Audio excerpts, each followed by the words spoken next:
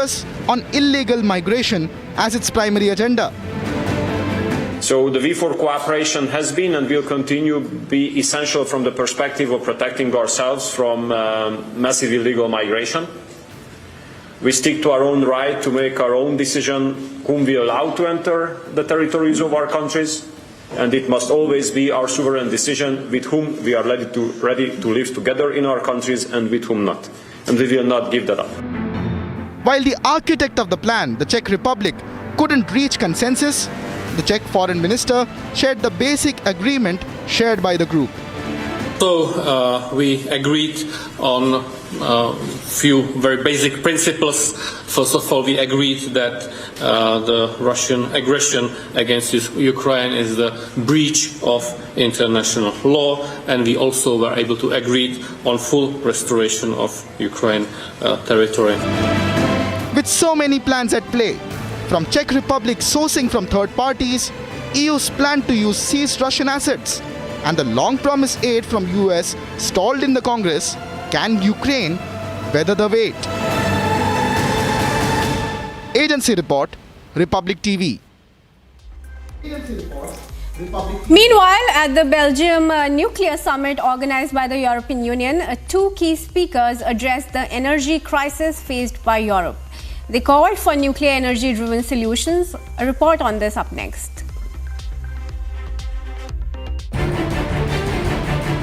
The head of the International Atomic Energy Agency, Rafael Grossi, addressed global leaders at a summit in Brussels. An energy crisis, an energy dilemma. There are also undeniable tensions in the world, and we know for a fact that nuclear energy today, not as a prospect, not as a plan, not as a utopian idea, is today, as we speak, providing a quarter, 25% of the clean energy which is produced in the world, and here in Europe, half of it. But more is needed. Rafael Grossi highlighted the role nuclear energy plays in providing clean energy, especially in Europe. And we know that still we do have, or we do not have rather, a level playing field when it comes to integrating nuclear. We still have an international financial institutions and architecture that in some cases, even today, forbids financing of nuclear projects. But we have moved beyond that. A page has been turned, and we have to make sure that we are well aligned to do what we need to do. This is why we are so happy to be here. Echoing Grossi's sentiments, European Commission President also batted for nuclear energy. I can also see that after the global energy crisis caused by Russia's invasion in Ukraine, many countries are giving a fresh look to the potential role that nuclear might play. So why is this? First of all, of course, to reach our climate goals. Let us not forget that nuclear power worldwide is the second largest source of low-emission electricity after hydropower. Second, of course, to safeguard our energy security. Countries look to reduce their dependence on imported fossil fuels. And the third reason is to ensure our competitiveness. Nuclear power can provide a reliable anchor for electricity prices. Second, of course, the European Commission President outlined 4 key tasks to support nuclear energy. I leave you with these 4 tasks. Invest now in climate neutrality 2050. Broaden your engagement with clean energy transition. Consider the extending of lifetimes of existing plants with full commitment to the highest level of safety, and innovate. Only time will tell if the Europeans will commit to nuclear energy. Agency Report, Republic TV.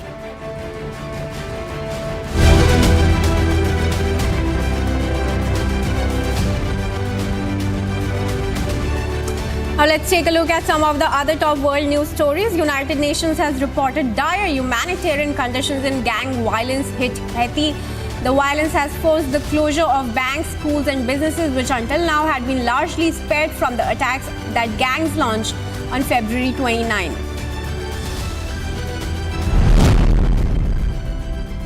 Indonesian Defense Minister has been declared winner of the presidential elections over two former governors.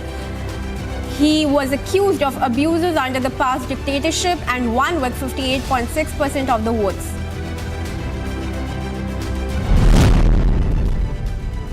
Chinese Foreign Ministry extended congratulations to Indonesia's president-elect and expressed hope for stronger ties between the two nations. Additionally, the Chinese ministry spokesperson expressed how Beijing aims to improve ties with Australia amidst growing tensions. The Biden administration reached an agreement to provide $8.5 billion aid in direct funding and $11 billion in loans for computer chip plants in 4 states in a bid to push for advanced computer technology. Biden hailed the growth in the sector and said that businesses in the tech industry will take American economy forward.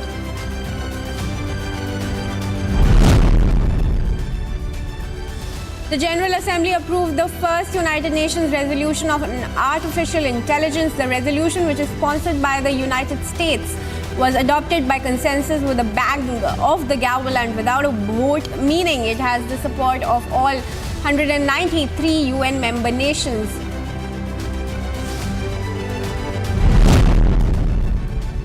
The Justice Department announced a sweeping antitrust lawsuit against Apple and accused the tech giant of engineering an illegal monopoly in smartphones that boxes out competitors and stifles innovation.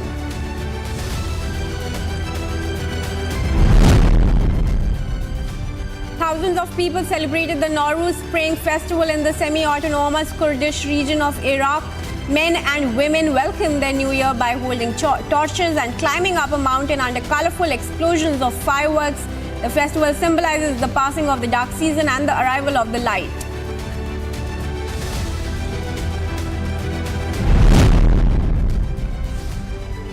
Venezuela's top prosecutor announced arrest warrants for the presidential campaign manager and 8 others, accusing them of anti-government conspiracy. It was said that the team played part in destabilizing plot that included protests, media campaigns, and plans to attack military barracks.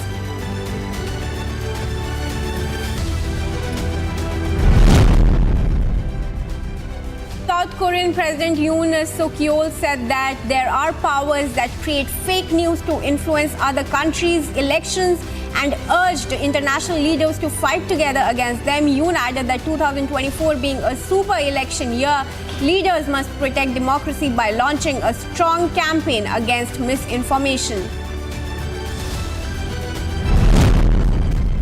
At least 5 people, including 4 children, were killed in a house fire in Pennsylvania. Westmoreland County dispatcher said firefighters responded to the home around midnight to control the situation. Officials said that the fire spread to a neighboring house, but all escaped unharmed.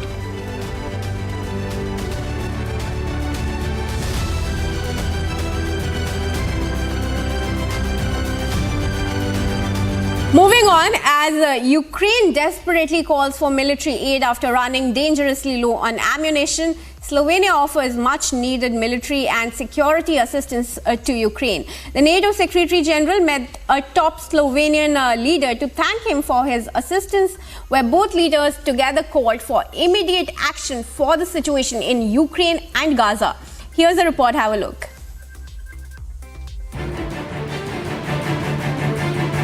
NATO's Secretary General Jens Stoltenberg held a press briefing with Slovenian Prime Minister on the urgent need to supply ammunition to Ukraine. The meeting came after Slovenia offered military and security assistance to Ukraine, after which the NATO chief thanked the Slovenian government.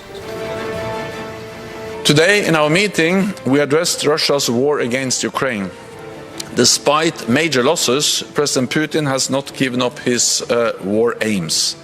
The situation on the battlefield remains very difficult. Ukraine is running out of ammunition.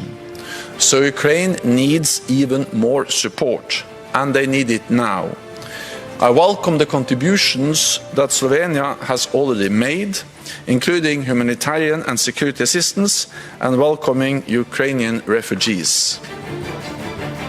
Reaffirming their solidarity with Ukraine, the Slovenian Prime Minister also talked about the situation in Gaza and called for immediate action on both the matters.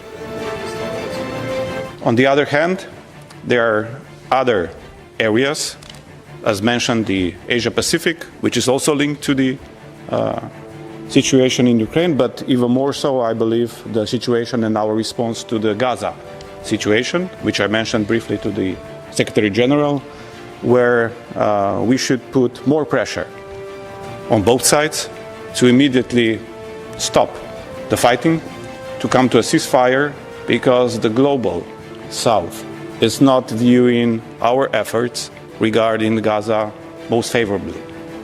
Unless we do more to prevent the atrocities on the ground, we will be losing the narrative. And more talks about the double standards are emerging, and that is something that we need to address urgently.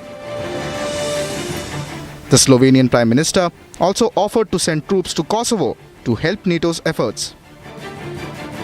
When it comes to Western Balkans, Slovenia is absolutely and vitally interested in preserving the stability of the region, not just because of the vicinity, but because that's the underbelly of Europe, if you want to call it that way, where we can see in the last years, we can see that instability is increasing. In that regard, we expressed our interest to provide more troops in KFOR as well, to send more personnel to Kosovo in order to help NATO, but also mostly in order to help the local authorities to preserve peace. With continuous planning across the EU to provide military aid for Ukraine, the question remains, will the actual aid reach on the ground? Agency Report, Republic TV. Now, United Nations officials has warned of the escalating situation in the Middle East, saying that if the situation is not brought under control, it would be a devastation cause for humanity. Geir Pedersen said that even after years of conflict, no substantial progress has been made, and hence a greater consolidated effort must be initiated to protect civilians and society that have been caught in the crossfire of the war. A report on this up next. United Nations Special Envoy for Syria, Geir Pedersen, delivered a sobering assessment of the Gaza crisis. He said that after 13 years of conflict, developments are going in the wrong direction. Mr. President, after 13 years of conflict in Syria, and despite a year of new diplomatic avenues, the tragic reality is that developments are all going in the wrong direction, including in the security, humanitarian, human rights, economic and political spheres. I am alarmed at the trajectory of events and the lack of progress in reversing them. Pedersen highlighted the regional ramifications of the humanitarian crisis and said that the situation in Gaza is an acute source of concern. While the UN mulls on a long-term solution for war-stricken Middle East, the Syrian Observatory for Human Rights has reported distressing data. According to the agency, 24 incidents of Israeli airstrikes have been reported in Syria that has claimed the lives of at least 9 civilians and over 43 armed forces of various groups. After 13 years, conflict continues with acute violence on many fronts and continued regional spillover. Just this month alone, we have seen further Israeli strikes, including one that Iran says killed a member of its Islamic Revolutionary Guard Corps. Israel says it has conducted more than 50 strikes in Syria since 7 October. Additionally, in Syria alone, over 16.7 million people live in dire conditions. Conflict in Gaza and its regional ramifications remain an acute source of concern, and de-escalation is essential, starting with an immediate humanitarian ceasefire there. De-escalation of the conflict in Syria itself is equally urgent, building on existing ceasefire arrangements and towards a nationwide ceasefire in line with Security Council Resolution 2254. The UN has repeatedly urged for aid to reach violence-stricken corners of the Middle East. Even as the international community unites, Pedersen has reassured of UN's principal focus of leading the fight for peace. Agency Report, Republic TV.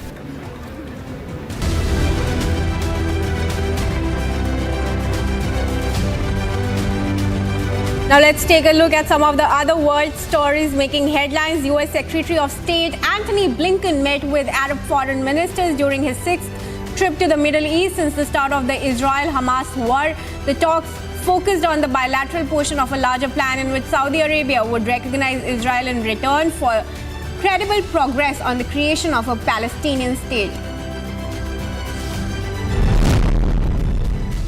UNICEF has alerted of dire consequences if Israel's military launches a ground invasion in Gaza's southern city of Rafah. This comes weeks after Israeli Prime Minister Benjamin Netanyahu said that he is determined to carry out a ground offensive despite growing international warnings. The head of the World Health Organization said that so little food has been allowed into the Gaza Strip that up to 60% of children under 5 are now malnourished. He added that the future of an entire generation is in serious peril. Displaced Palestinians are living in makeshift tent camps in the Mawasi area of southern Gaza Strip and are forced to stand in queues to receive food during Ramadan. Volunteers are preparing meals, free iftar meals to help those in need to break their fasts. The United Nations will bring a resolution on Gaza to a vote. The resolution will demand an immediate ceasefire in the Israel-Hamas war in Gaza to protect civilians and enable humanitarian aid deliveries for more than 2 million hungry Palestinians.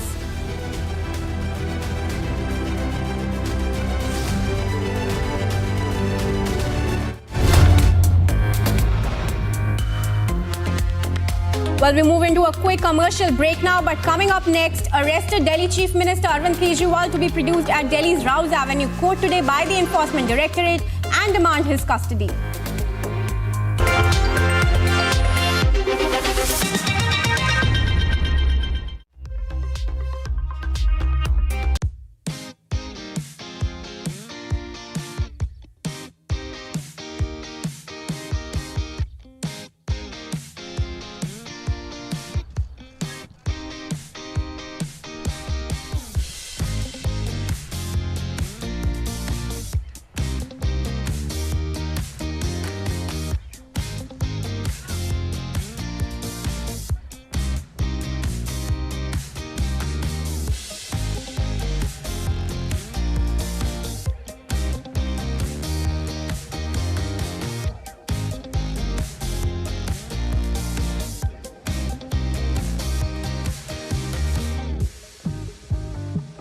Es un orgullo poder estar aquí, un orgullo poder estar en Marruecos, poder recibir este cariño, este amor. Es algo único y lo devolveré en el campo, que es donde mejor será hacerlo. Y nada, o sea, será un orgullo vestir con la camiseta. Un mensajito para todos los marroquíes en este momento tan importante para tu carrera. Nada, que gracias por el apoyo, por el cariño. Soy uno más de vosotros. Estoy muy agradecido al pueblo marroquí y daré el máximo para hacer orgulloso a todos vosotros y a esta camiseta tan grande, a sus fans de la selección de Marruecos y a todo Marruecos.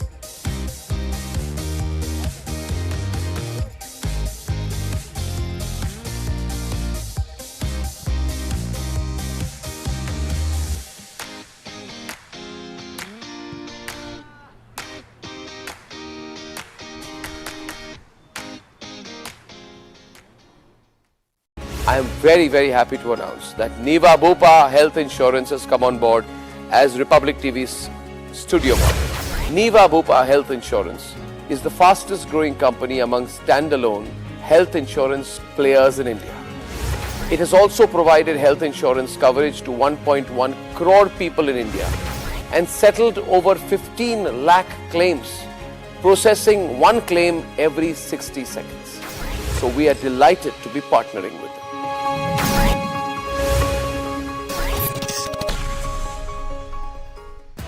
This is Republic Niva Bupa Studio, your one-stop for all the breaking news updates, and I am Nikita Sahai.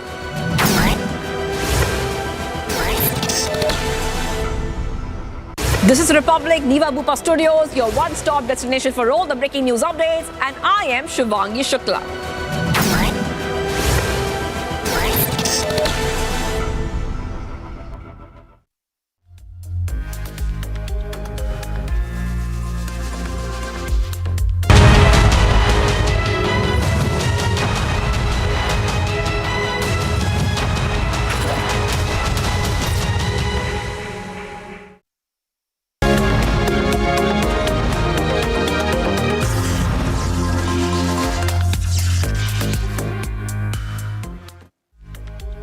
Very good morning, viewers. You are watching the Morning Express this Friday morning. I'm Samiksha Srivastava, tracking closely all the updates after Kejriwal's arrest late last night. First, the headlines this morning.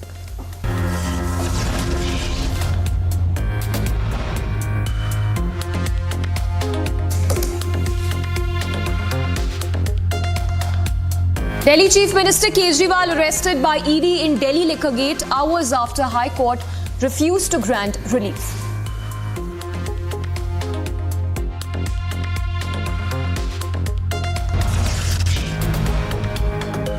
ED to produce arrested Delhi Chief Minister at Delhi's Rouse Avenue Court and demand his custody.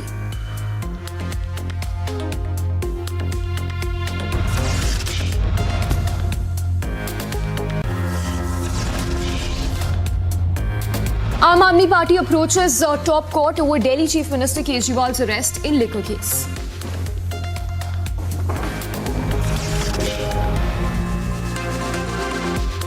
Delhi Minister Atishi says the Delhi government will run from jail. Ministry of Home Affairs sources inform Republic government cannot run from the jail.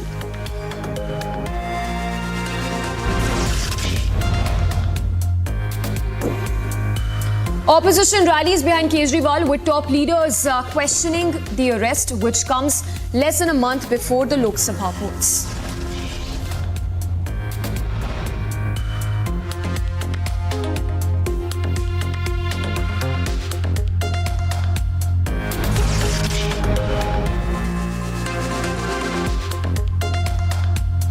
Top court today to hear K. Kavita's plea challenging her arrest by ED in the liquor case.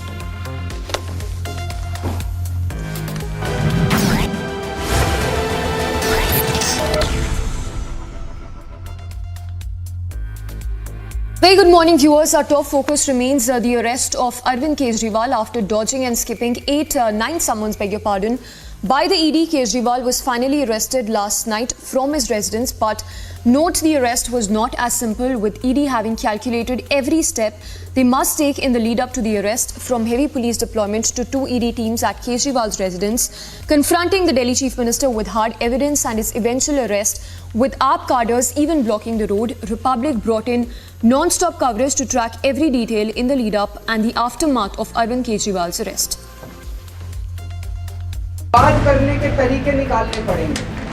11 years ago, leading India Against Corruption movement, a frail Arvind Kejriwal laid in Delhi's Ram Leela Maidan, fasting against what he called the corrupt Congress. Moving to yesterday, Delhi Chief Minister Arvind Kejriwal was arrested by the Enforcement Directorate in the Delhi liquor policy scam case. It all started a few hours after the Delhi High Court refused to provide any protection to Arvind Kejriwal from any coercive action by the ED.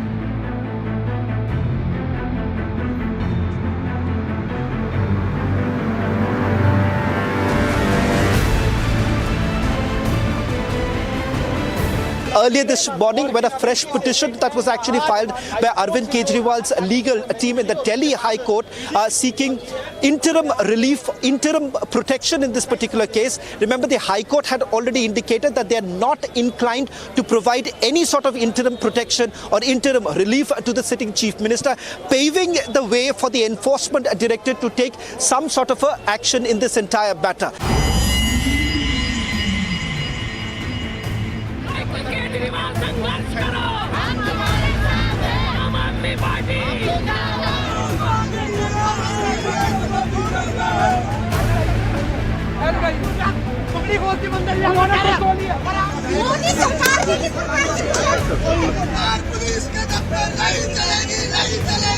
हालांकि शुरू में ये कहा जा रहा था कि सिर्फ सम्मान देने आए हैं, मगर मुझे लगता है कि ये बात झूठ है।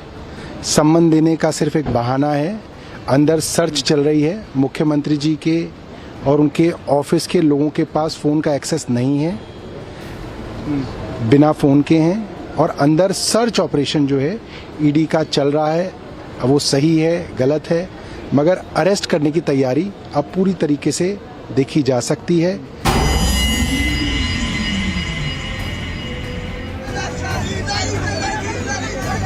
हम इस देश के संविधान की लड़ाई लड़ रहे हैं। अभी वेट कर लेते हैं। आप ऐसे लोकप्रिय मुख्यमंत्री को गिरफ्तार करने की कोशिश करेंगे तो मुझे पूरा भरोसा है कि पूरी दिल्ली भर से लोग आएंगे। दिल्ली के लोग अरविंद केजरीवाल से प्यार करते हैं।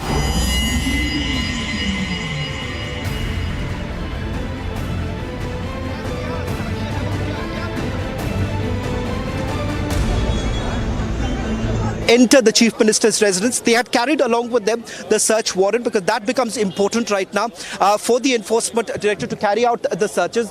That's where the searches are essentially taking place. And the development that has taken place so far is that they have been able to seize certain electronic items. What we cannot confirm at this point in time is whether at all any documents pertaining to the liquor policy, whether that has been seized by the Enforcement Directorate or not.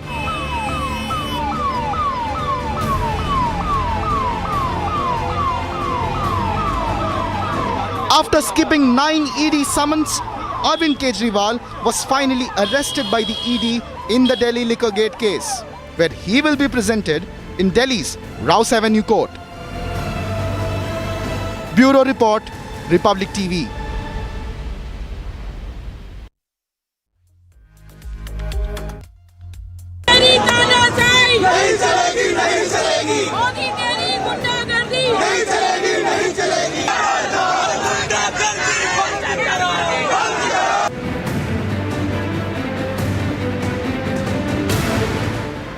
Delhi Chief Minister and AAP Supremo Arvind Kejriwal has been arrested. This significant arrest by the ED in the Delhi excise policy case comes weeks after Kejriwal knocked on the doors of one court after another seeking relief. Even as the Chief Minister is set to be produced in the PMLA court today, AAP has sought urgent hearing in the Supreme Court challenging the ED arrest, but to no avail. Arvind Kejriwal का arrest Bharatiya Janata party की और प्रधानमंत्री नरेंद्र मोदी जी की एक राजनीतिक साजिश है। प्रधानमंत्री नरेंद्र मोदी जी को अगर किसी एक नेता से डर लगता है तो वो नेता अरविंद केजरीवाल है। अरविंद केजरीवाल जी दिल्ली के मुख्यमंत्री थे, दिल्ली के मुख्यमंत्री हैं और दिल्ली के मुख्यमंत्री रहेंगे। हमने शुरू से स्पष्ट किया है कि अगर जरूरत पड़ेगी तो अरविंद केजरीवाल जी जेल से सरकार चलाएंगे। कोई भी ऐसा कानून नहीं है जो उन्हें जेल से सरकार चलाने से प्रोहिबिट करता है। Earlier, the Delhi Chief Minister moved the Supreme Court demanding interim relief. This barely hours after the Delhi High Court observed that no interim protection from arrest would be provided. In court, the ED maintained that each time the CM was summoned, he was on Vipassana. Whereas Kejriwal's counsel argued that no clarity was presented on what capacity the AAP chief was summoned. Between Kejriwal's blatant refusal to cooperate with ED's Liquorgate probe and his lack of legal relief in the case, can the top court intervene and provide relief to the AAP Supremo?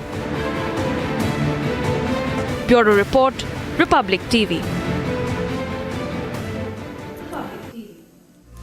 Now, in other news that we are tracking, a Congress leader and close aide of Rahul Gandhi, Anand Sharma, has opposed the Gandhi Science caste census promise in a letter to party president Mallikarjun Kharge. Anand Sharma said that the Congress has never engaged in identity politics, and so Rahul's stand on caste census is determined to its ideology and in defiance of Indira and Rajiv. Previous predecessors have said, even on Savarkarji, Indiraji had one view, but Rahul Gandhi now calls Savarkarji a darpok. And even allies like Akhilesh Yadav have called out Rahul Gandhi and his hypocrisy. On the one hand, you have a Prime Minister who comes from OBC Samaj. You abuse that Prime Minister. That Prime Minister has ensured constitutional status for OBC Commission. Maximum MPs of OBC community come from the BJP. And on the other hand, there are those who are raising the issue to divide society but have no conviction in it. Ahead of the national elections, what does Rahul's vehement demand for a nationwide caste census mean for its vote share? Bureau Report, Republic TV.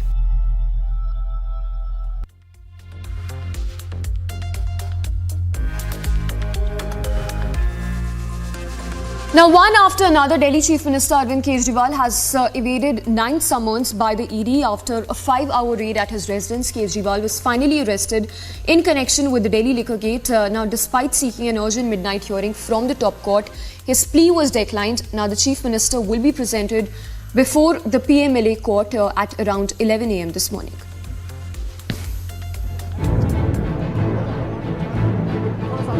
After offering 9 ED summons to Delhi Chief Minister Arvind Kejriwal, the ED knocked on Kejriwal's residence for questioning. After 5 long hours of questioning inside closed doors at Kejriwal's residence, the ED arrested the Delhi Chief Minister. These AAP workers were later detained by the police as they rallied despite imposition of Section 144 around Kejriwal's residence. The opposition has come out in support of Delhi Chief Minister. Arvind Kejriwal ji Delhi के मुख्यमंत्री थे, दिल्ली के मुख्यमंत्री हैं और दिल्ली के मुख्यमंत्री रहेंगे। हमने शुरू से स्पष्ट किया है कि अगर जरूरत पड़ेगी तो अरविंद केजरीवाल जी जेल से सरकार चलाएंगे। केजरीवाल जी का घर सिक्योरिटी फोर्स ने घेर लिया है, जैसे कि किसी डकैत को पकड़ने गए हैं या किसी शत्रु देश से युद्ध हो रहा है। ये जनतंत्र की हत्या है। इन्फॉर्मेशन आ रहा है वो हार रहा है, इसीलिए नॉन बीजेपी जो पार्टीज है, नॉन बीजेपी जो लीडर्स है, उसका ऊपर दबाव डालने के लिए, डिस्टर्ब करने के लिए, मैलाइन करने के लिए वो एजेंसी को बुरी तरह से इस्तेमाल कर रहा है। The BJP justified Kejriwal's arrest. जो भ्रष्टाचार के खिलाफ उचित कार्रवाई के दृष्टिकोण से हो रही है, जिसमें उनको न्यायालय से भी कोई राहत नहीं मिली, तो ऐसी परिस्थिति में ये सारी बातें जो कही जा रही हैं, हम इतना ही कहना चाहेंगे, कानून को अपना काम करने दिया जाए। तो अरविंद केजरीवाल, आपने शराब नीति में घोटाला किया है, आपने दिल्ली की जनता को लूटने का काम किया है, आपने दिल्ली की जनता को ठगा है, चोरी की है, भ्रष्टाचार किया है, तो उसका फल भी आपको ही भुगतना है। सिसोदिया साहब से तार कविता होके फिर आके केजरीवाल जी तक रुक गया, तो केजरीवाल जी का गिरफ्तार होना मुझे लगता है समय का ही बात था, बस समय आ गया, गिरफ्तार हो गए। Previously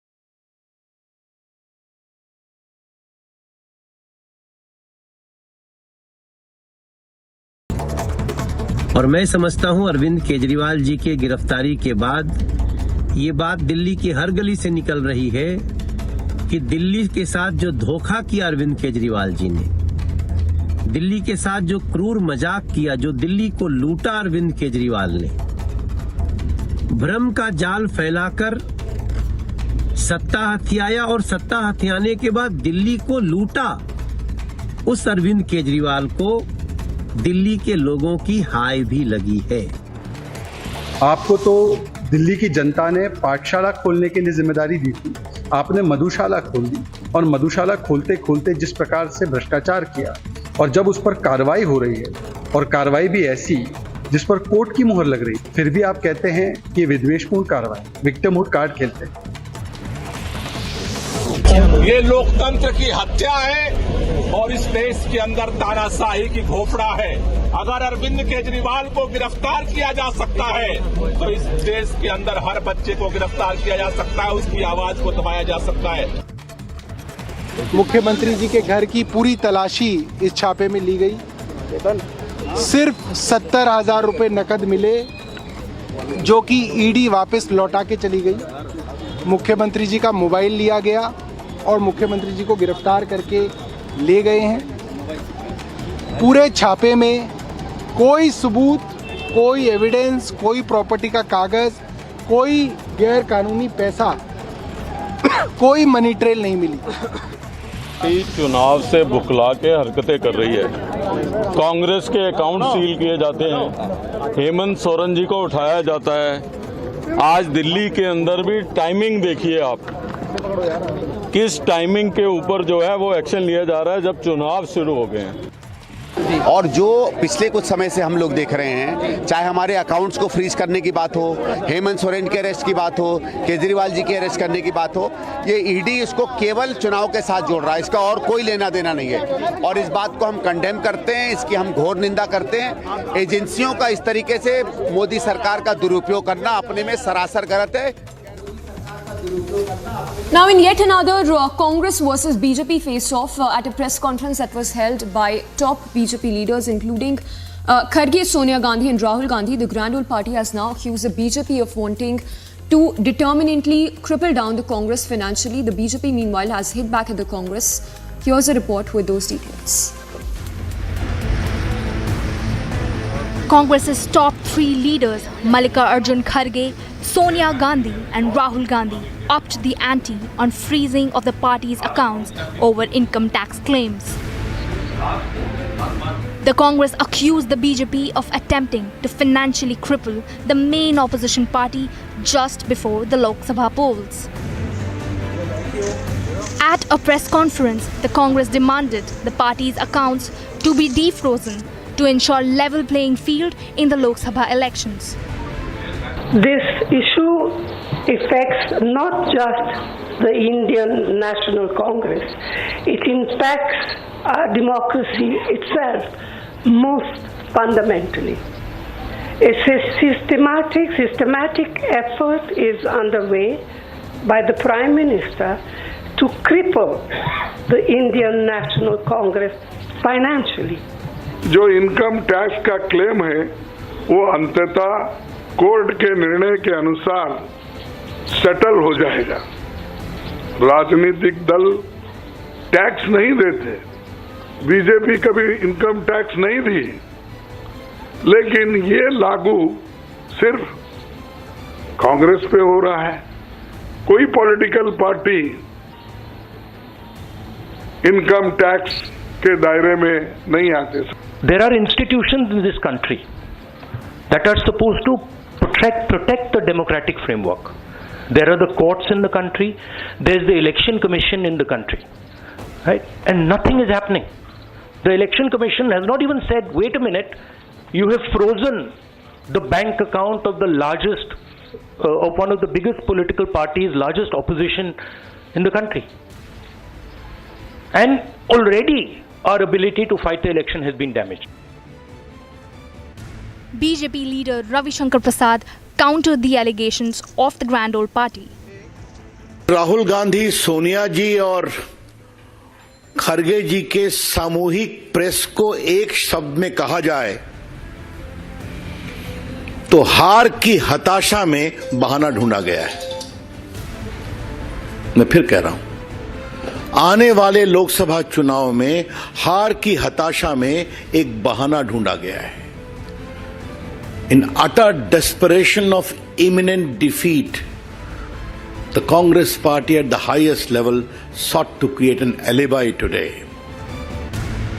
Bharatiya Janata party Sambit Patra backed Ravishankar प्रसाद। जहां तक बैंक अकाउंट फ्रीजिंग का सवाल है, यदि आप हिंदुस्तान के कानून के हिसाब से कोट अनकोट आप डिफॉल्टर हैं, तो you will be treated as a defaulter. ये जो सेंस ऑफ एंटाइटलमेंट है गांधी परिवार की, हम डिफॉल्ट भी करेंगे और डिफॉल्ट करने के पश्चात हमें इस देश के कानून के प्रावधानों को पालन करने से राहत दिया जाएगा। The era of this kind of entitlement is over under Prime Minister Narendra Modi.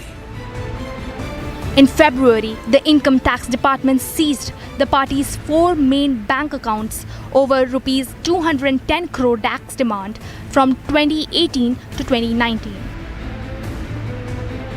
The party sought a stay on the action, citing inability to pay bills and salaries in case of account freeze, but the tribunal dismissed their application. Subsequently, the Congress approached the Delhi High Court, challenging the tribunal's decision on March 8. And recently, the High Court declined to interfere with the tribunal's order, refusing to stay the IT department's notice to the Congress. Bureau Report, Republic TV. Now, amid the raging war between Israel and Hamas, a United Nations official has warned of an escalating situation in the Middle East, saying that if the situation is not brought under control, it would be a devastation for the humanity. He further said that even after years of conflict, no substantial progress has been made, and hence a greater consolidated effort is the need of the hour. United Nations Special Envoy for Syria, Geir Pedersen, delivered a sobering assessment of the Gaza crisis. He said that after 13 years of conflict, developments are going in the wrong direction. Mr. President, after 13 years of conflict in Syria, and despite a year of new diplomatic avenues, the tragic reality is that developments are all going in the wrong direction, including in the security, humanitarian, human rights, economic and political spheres. I am alarmed at the trajectory of events and the lack of progress in reversing them. Pedersen highlighted the regional ramifications of the humanitarian crisis and said that the situation in Gaza is an acute source of concern. While the UN mulls on a long-term solution for war-stricken Middle East, the Syrian Observatory for Human Rights has reported distressing data. According to the agency, 24 incidents of Israeli airstrikes have been reported in Syria that has claimed the lives of at least 9 civilians and over 43 armed forces of various groups. After 13 years, conflict continues with acute violence on many fronts and continued regional spillover. Just this month alone, we have seen further Israeli strikes, including one that Iran says killed a member of its Islamic Revolutionary Guard Corps. Israel says it has conducted more than 50 strikes in Syria since 7 October. Additionally, in Syria alone, over 16.7 million people live in dire conditions. Conflict in Gaza and its regional ramifications remain an acute source of concern, and de-escalation is essential, starting with an immediate humanitarian ceasefire there. De-escalation of the conflict in Syria itself is equally urgent, building on existing ceasefire arrangements and towards a nationwide ceasefire in line with Security Council Resolution 2254. The UN has repeatedly urged for aid to reach violence-stricken corners of the Middle East. Even as the international community unites, Pedersen has reassured of UN's principal focus of leading the fight for peace. Agency report, Republic TV.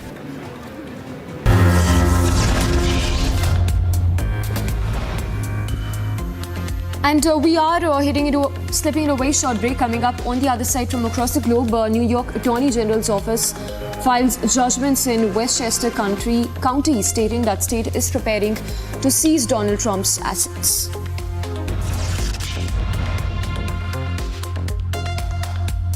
And European Union endorses plans to use frozen Russian assets to buy arms and ammunition for Ukraine.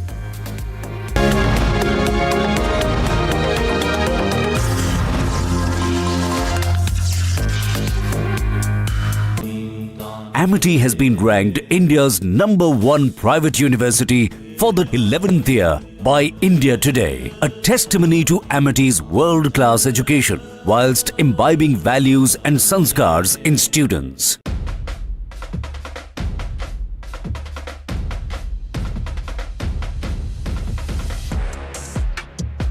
Non, pour Kylian, c'est valable pour Kylian, pour tous les joueurs.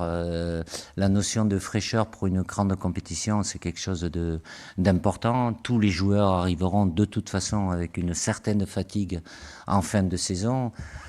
Et si cette fatigue elle peut être un peu diminuée, après hier il a joué tout le match. Kylian qui joue, c'est pas ma décision, c'est celle de Luis Enrique. Voilà, il a une gestion d'effectifs avec des matchs tous les 3 jours. Mais entre, oui, l'idéal, enfin c'est l'idéal, je sais pas si c'est l'idéal, mais entre trop jouer et pas jouer, voilà, celui qui joue beaucoup, énormément, je vais pas dire trop, mais avec les matchs qui s'enchaînent, forcément, la fatigue en fin de saison, elle s'accumule. Donc après, c'est la gestion des entraîneurs de club par rapport à leur effectif, par rapport à leurs joueurs. Et Kylian, même si c'est Kylian, bien évidemment, rentre dans cette réflexion par rapport à son entraîneur.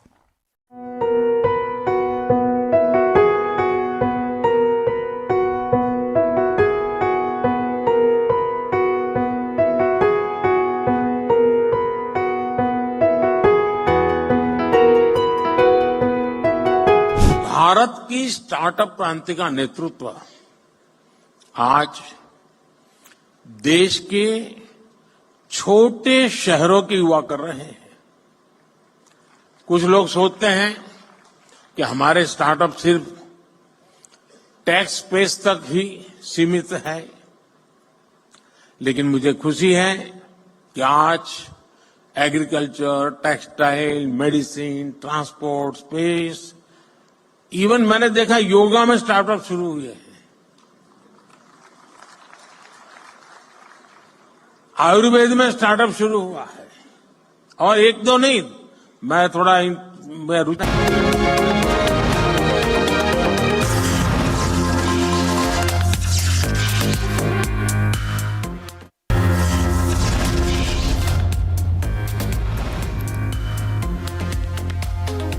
And here's a look at top headlines from across the globe. New York Attorney General's office filed judgments in Westchester County stating that state is preparing to seize Donald Trump's assets.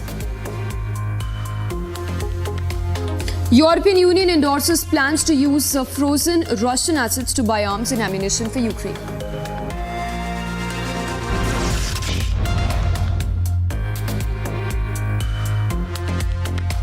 In fresh attacks in Haiti, gangs target police stations, main international airport, and 2 biggest prisons, leaving several people injured.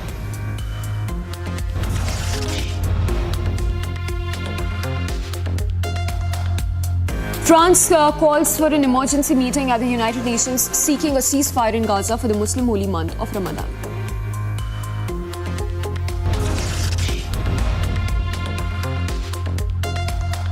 US Justice Department sues Apple for illegally maintaining a monopoly for its iPhones and imposing exorbitant costs on consumers.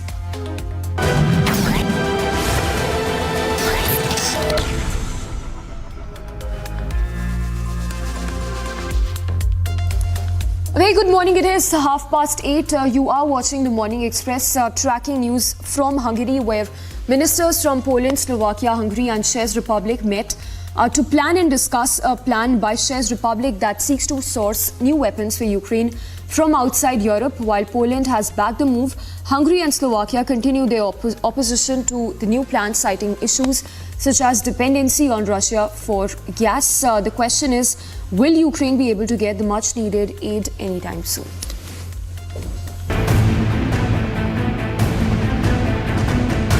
Leaders from Poland, Slovakia, Hungary and the Czech Republic met to discuss Czech Republic's plan to buy weapons for Ukraine from a third country outside of the Europe. However, the meeting can't be described as a smooth affair, as both Hungary and Slovakia opposed the move, with only Poland hailing the Czech effort. I'd like to end by congratulating and thanking the Czech Republic, everybody who contributed to having this excellent idea of the ammunition initiative. We are very happy to contribute not only financially, but to a very efficient logistical operation so that the ammunition can get to where it's needed, to the front.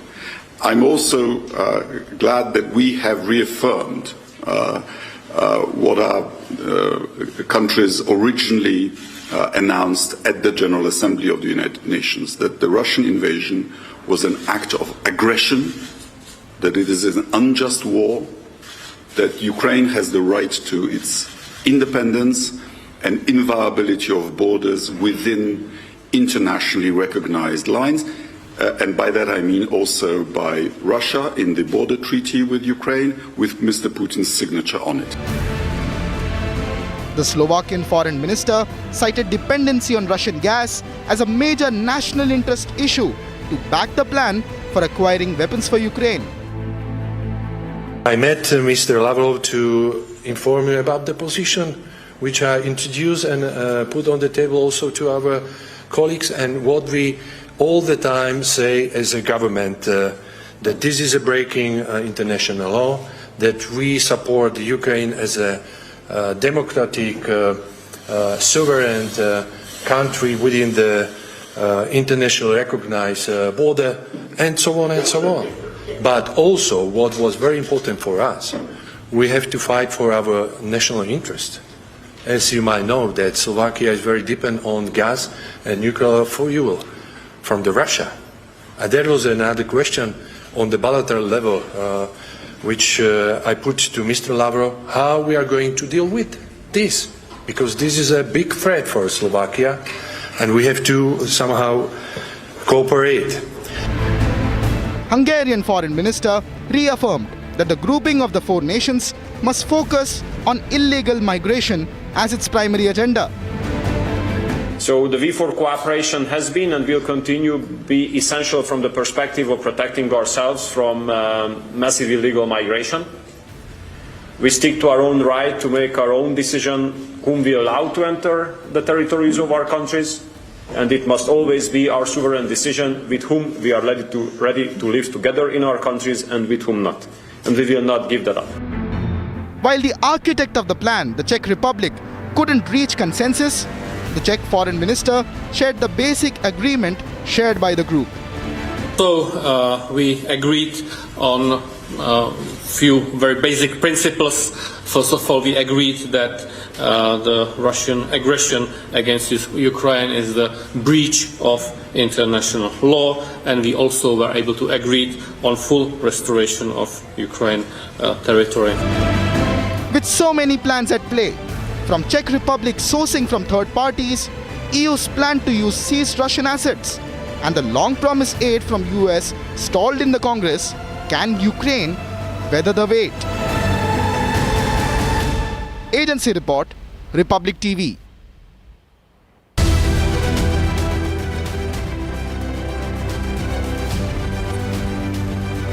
And a look at news in brief from across the globe. United Nations has reported dire humanitarian conditions in gang violence hit Haiti. The violence has forced the closure of banks, schools and businesses, which until now had been largely spared from the attacks that gangs launched on 29th of February.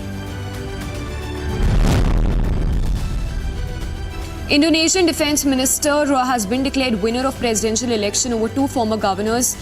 He's been accused of abuses under the past dictatorship that won 58.6% of the votes.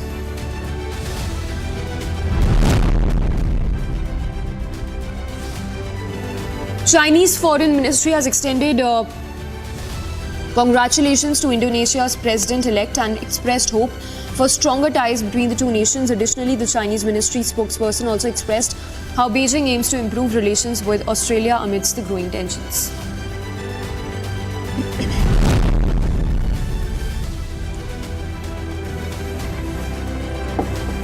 The Biden administration has reached an agreement to provide $8.5 billion in direct funding and $11 billion in loans for computer chip plants in 4 states in a bid to push for advanced computer technology.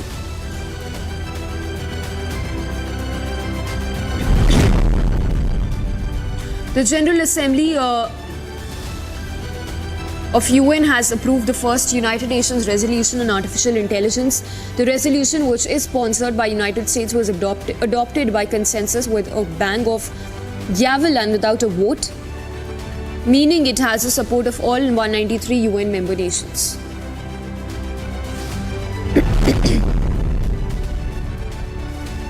The US Justice Department has announced a sweeping antitrust lawsuit against Apple and accused a tech giant of engineering an illegal monopoly in smartphones that boxes out competitors and stifles innovation.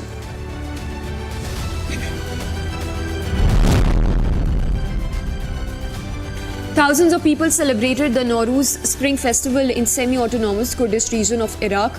Men and women welcomed their new year, the new year by holding torches and climbing up a mountain under colorful explosions of fireworks.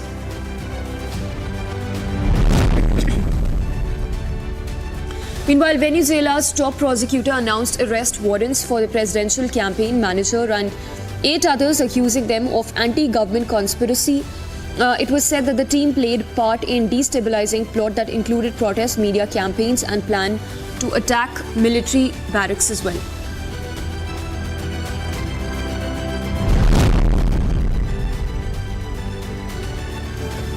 South Korean president has said that there are powers that create fake news to influence other countries' elections and urged international leaders to fight together against them.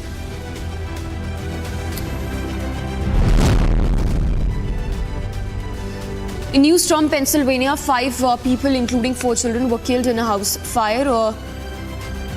Firefighters were dispatched to respond to the situation around midnight to control the situation.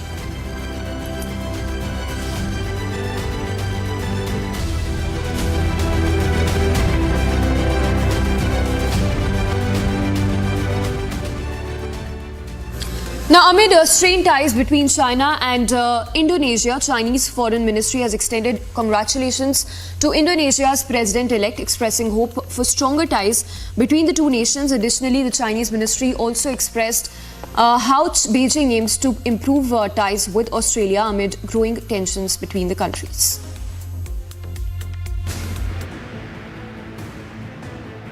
China extended warm congratulations to Indonesia's president-elect Prabowo Subianto following his victory in the recent election. During a news briefing, Chinese Foreign Ministry emphasized China's commitment to strengthening the relationship with Indonesia. 祝贺普拉博沃先生在总统选举中胜出，习近平主席已向他致电祝贺。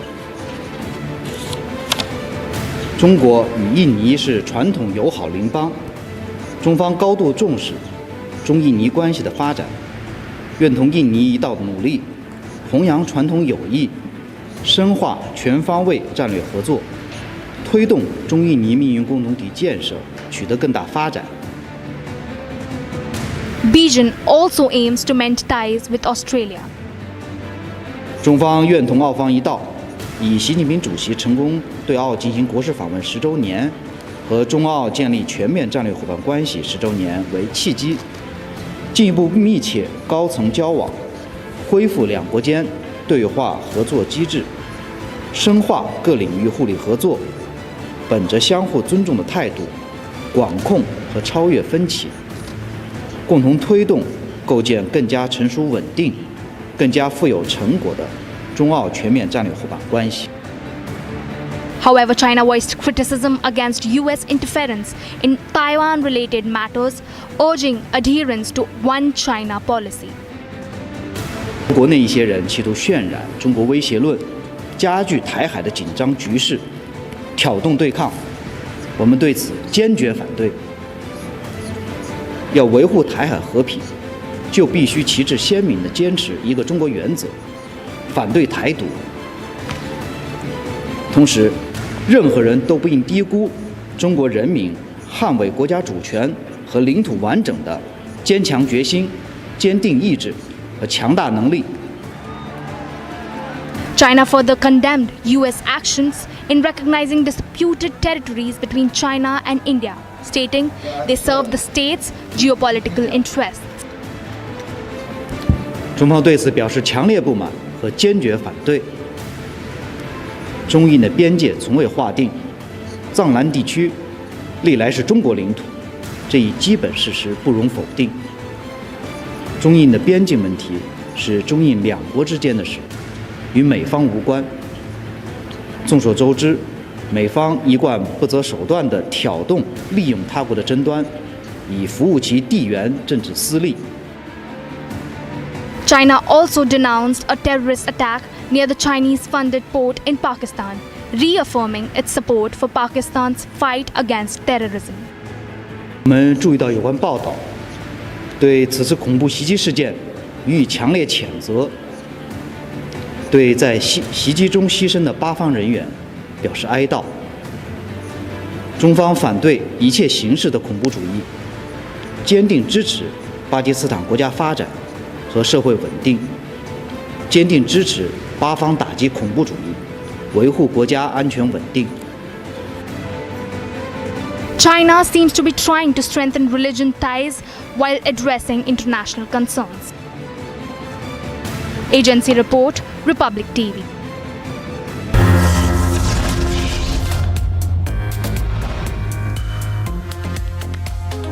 Heading into a very short break, coming up on the other side, we will get you the latest on Arvind Kejriwal's arrest to be presented in court by 11 a.m. this morning.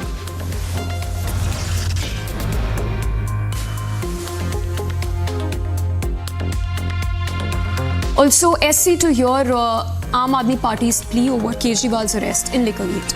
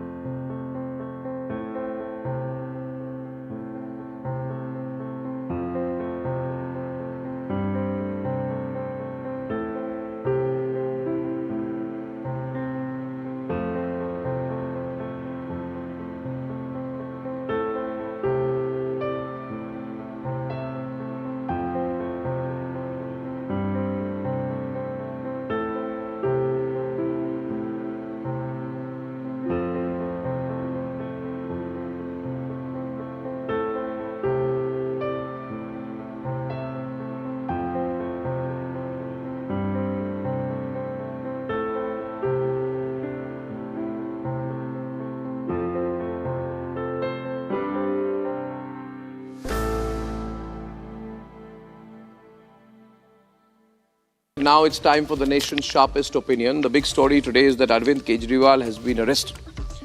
Now, I've followed Arvind Kejriwal's career extremely closely for the longest period of time. In fact, at some point of time, people said that I was responsible for providing sort of media support for the Aam Aadmi Party's predecessor, which was India Against Corruption. And I always held the view that we were not supporting an individual, we were at that point of time supporting a cause. Viewers, I clearly remember at that time, Arvind Kejriwal came into my studios and promised to me that he would never join politics. So Arvind Kejriwal is known to change his position and nobody knows that more than me. However, today he is in a vulnerable position. What is my reading of the situation?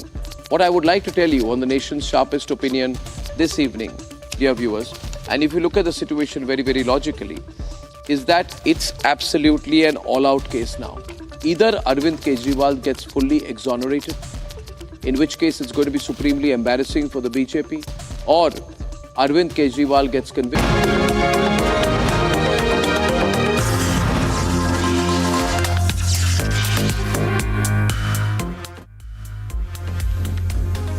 Now, in what can be seen as a setback for the Karnataka government, the governor of the state has refused to sign controversial temple tax bill. The governor has withdrawn the bill sent, asking some serious questions as to why only Hindu temples were specifically taxed by the legislature and whether the Karnataka government plans to include other religious bodies as well under such taxes.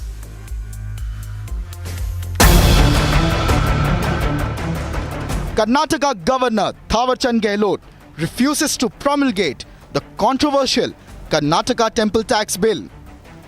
Governor questions why only temples are taxed and asks the Congress government in the state, will religious bodies of other religions be included? First and foremost, now we are looking at the amendment of the 1997 Religious Amendments Bill as well. So there has already been 3 iterations before that. So all said and done now, they are looking to go ahead and change the slab limit over here, stating that those, temples which are earning 1 crore to more than 1 crore, they will be taxed 10%. It used to exist earlier as well, but only the slabs were changed over here. So that was the contention of the Congress party.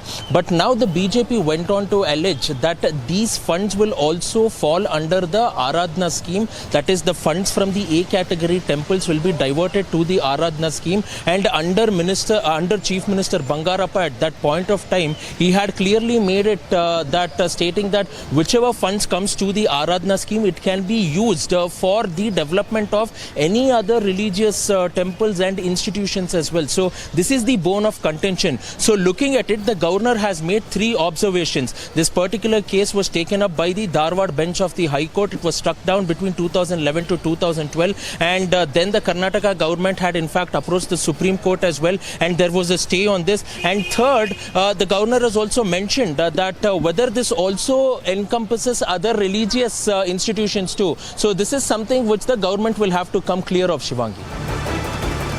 The BJP has mounted a scathing attack on the Congress's appeasement politics in the state. Yeah, this is totally appeasement politics. See, one side they are appeasing the Muslim, other side they are appeasing the Indie Alliance brothers. This is 2. In this, when our government in Karnataka, rolling in Karnataka, what Congress leaders have said, there is no need of any permission to start Mekedatu. You told the Karnataka people totally a lie for the purpose of election. Defiant Congress says will reintroduce the temple tax bill in the next session.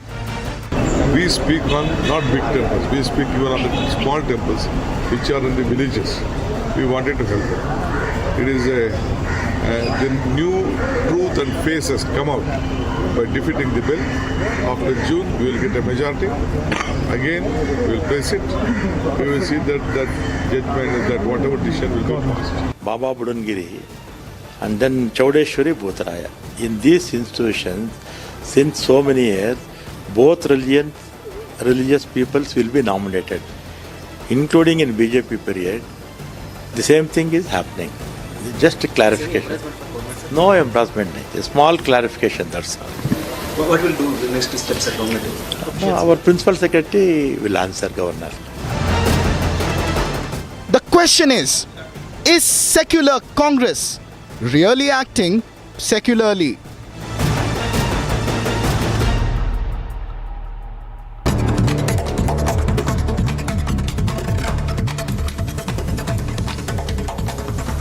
And news in brief, AAP leader and Delhi Minister Saurabh Bharadwaj has hit out at the central government and called Arvind Kejriwal's arrest a political vendetta, saying that central government is using all its clout to finish off a small party, but they cannot arrest Kejriwal's idea and mindset.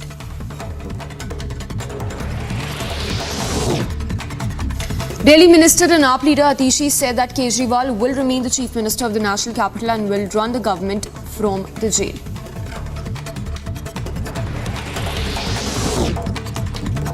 Sources say your Ministry of Home Affairs is closely monitoring the situation in the national capital, and Arvind Kejriwal will have to step down as the Chief Minister as he cannot run the government from behind the bars. If he does not step down, it would be a constitutional crisis.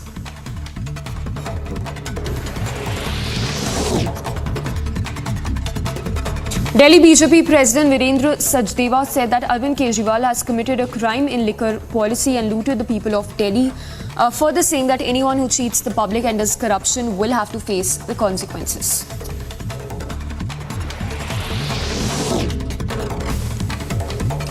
After Delhi CM and AAP convener was arrested by the ED, BJP National Secretary said that the truth has won, called Kejriwal the most corrupt Chief Minister of Delhi, and added that corruption is going to end in the capital.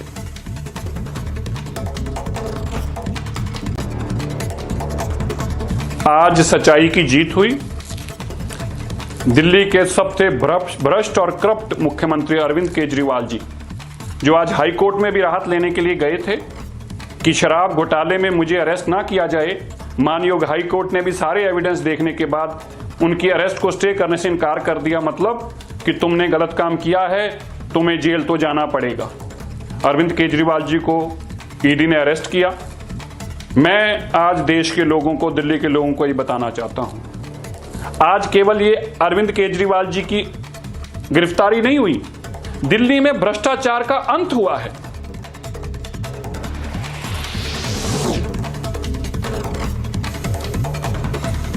Meanwhile, West Bengal BJP President Sukanta Majumdar said that BRS leader K. Kavita's arrest a few days ago was an indication that a big arrest was to follow, going on to say that Kejriwal's arrest was just a matter of time.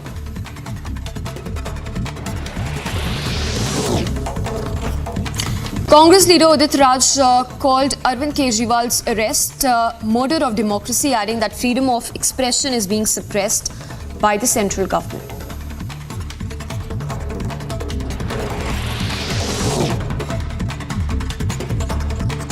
Rajya Sabha MP and JMM leader Mahua Maji said that such things like opposition leaders being arrested happen every now and then where there is a non-BJP government, calling it a preparation for autocracy.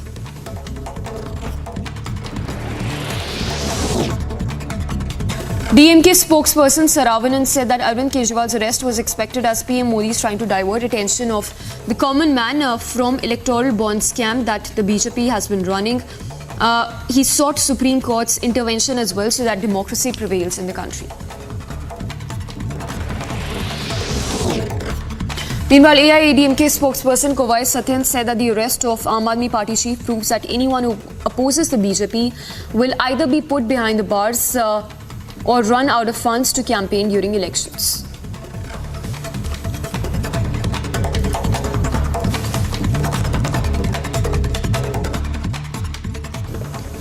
Now, in a special operation, the Assam STF nabbed two ISIS terrorists who crossed the international border from Bangladesh to Assam's Dhubri sector after receiving credible information. Among those arrested is Haris Faruqi, who is believed to be the head of ISIS India. Two top-rung leaders of ISIS were apprehended by a special task force in Guwahati, foiling an infiltration attempt in Dharmashala area of Dhubri sector in Assam. Based on information from sister agencies, the Assam STF sprung into action and deployed personnel on the international border to nab the ISIS terrorists. Talking exclusively to Republic TV, Assam STF IGP Parthasarthi Mahanta revealed the details on how they nabbed the two ISIS terrorists. See, we have arrested two leaders. One of them is Haris Faruqi. Haris Faruqi is the head of India operations of ISIS. And the other guy is Anurag alias Rehan. So he is the main confidant of Haris Faruqi. and as head of ISIS operations in India, obviously he was in the know of everything. Everything happened as per his direction, as planned by him. The accused, now identified as Harish Farooqi, hails from Dehradun and is believed to be the head of ISIS in India. His associate, Anurag Singh, alias Rehan, was converted to Islam, and as per the STF, both of them are highly indoctrinated members of the ISIS in India. Assam Chief Minister Himanta Biswa Sarma hailed the operation and vowed to continue the fight against fundamentalists and eradicate terrorism from Indian soil. In a successful anti-terror op, the STF, or the Special Task Force of the Assam Police, nabbed 2 fundamentalists of the ISIS in Dhubri district of Assam. It has been reported that they crossed over from Bangladesh and have entered into India. They were caught close to the international border following inputs received from central agencies. With many NIA cases pending against the two, the ISIS terrorists were presented in the NIA court in Guwahati, from where they are sent to Delhi in transit remand. Bureau Report, Republic TV. And with that, we are heading to a short break. Coming up on Live and Breaking, the latest on Arvind Kejriwal's arrest by the ED late last night.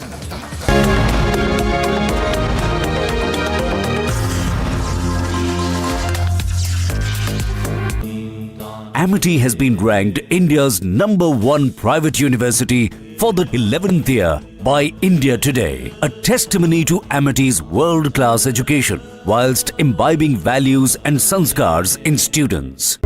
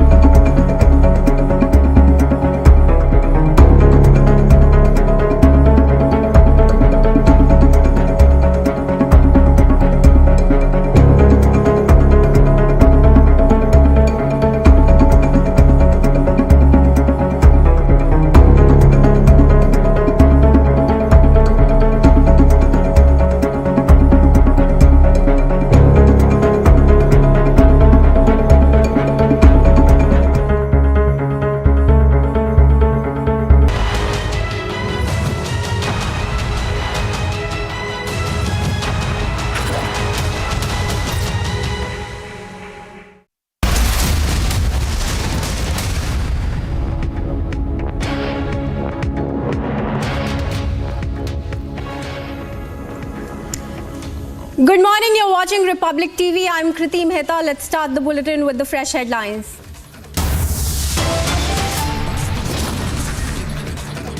Delhi Chief Minister Arvind Kejriwal arrested by Enforcement Directorate in Delhi Liquorgate probe hours after the High Court refused to grant bail. ED to produce arrested Delhi Chief Minister at Delhi's Rouse Avenue Court and demand his custody.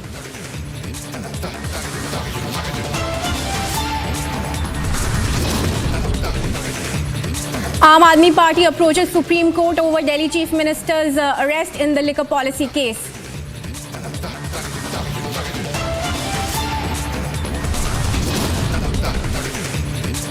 Delhi Minister Atishi says the Delhi government will run from jail. Ministry of Home Affairs sources inform Republic government cannot run from jail.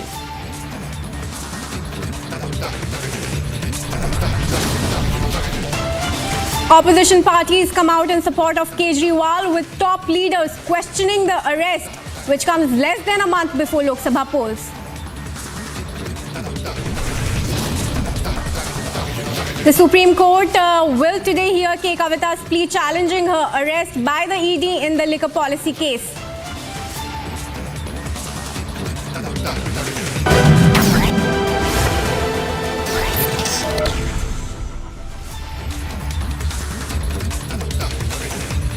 Now, the biggest political news story that we are tracking: battle lines are drawn after the arrest of Chief Minister Kejriwal by the Enforcement Directorate in the alleged liquor policy scam.